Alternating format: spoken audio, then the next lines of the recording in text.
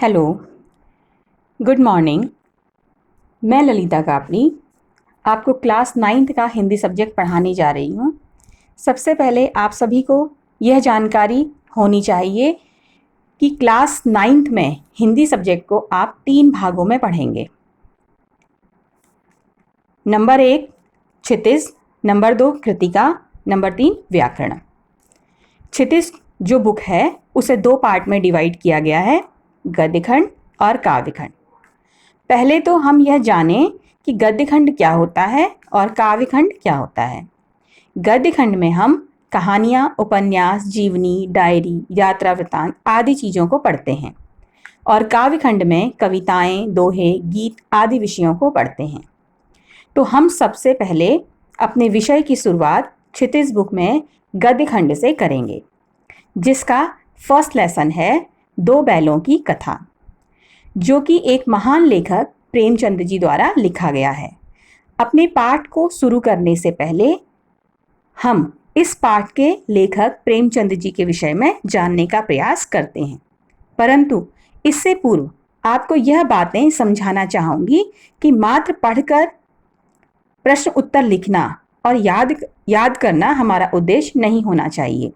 पाठ से संबंधित छोटी छोटी महत्वपूर्ण जानकारियाँ भी हमें होनी चाहिए, क्योंकि भविष्य में यदि कभी आप सिविल सर्विसेज की तैयारी करते हैं तो हिंदी आपके सामने महत्वपूर्ण विषय के रूप में होता है।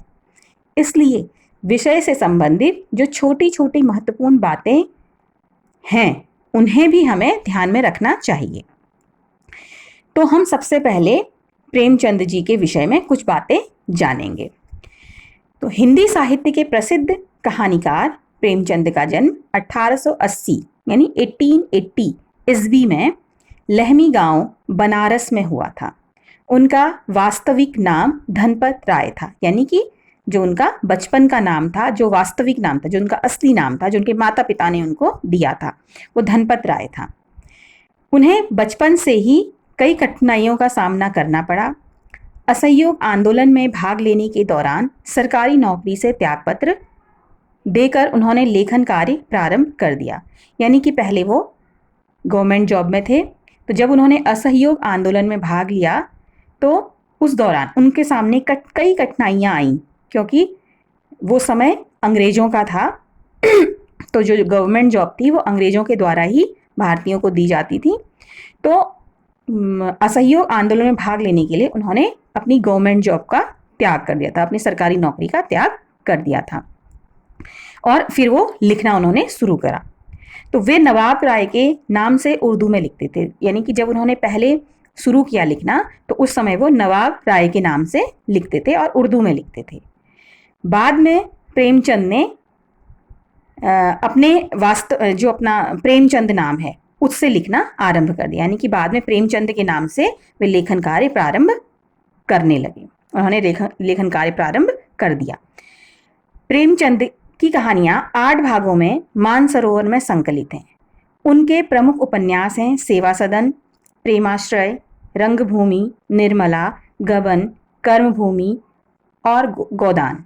प्रेमचंद ने अपनी रचनाओं में किसानों की दुर्दशा, शोषितों की व्यथा, समाज में स्त्री की दुर्दशा आदि का चित्रण किया है। यानी कि उन्होंने जो उनका लेखन कार्य रहा, जो उनकी पुस्तकें रहीं, जो उपन्यास रहे, जो कहानियाँ रहीं, उन्होंने उनके जो प्रमुख विषय रहे वो उसमें उन्होंने किसानों की दुर्दशा के बारे में बताया है कि किसानों की क्या स्थिति रही और जो समाज में शोषित लोग थे, यानी कि जिन्हें सबसे निम्न स्थिति का माना जाता था, निम्न जाति का माना जाता था, उनकी क्या व्यथा थी, उनके क्या दुख थे, उनके क्या कष्ट थे और समाज में स्त्रियों की क्या दशा थी। तो इन सब चीज़ों के विषय में प्रेमचंद ने अपनी कहानियों में, अपने उपन्यास में लिखा है।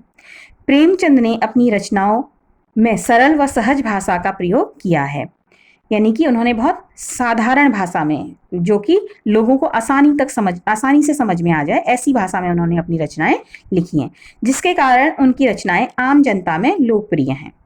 उन्होंने बड़ी से बड़ी बात को सरल शब्दावली में प्रस्तुत किया है। उनकी रचनाओं में तत्सम, तद्भव, अरबी एवं फारसी शब्दों का कुशल प्रयोग मिलता है।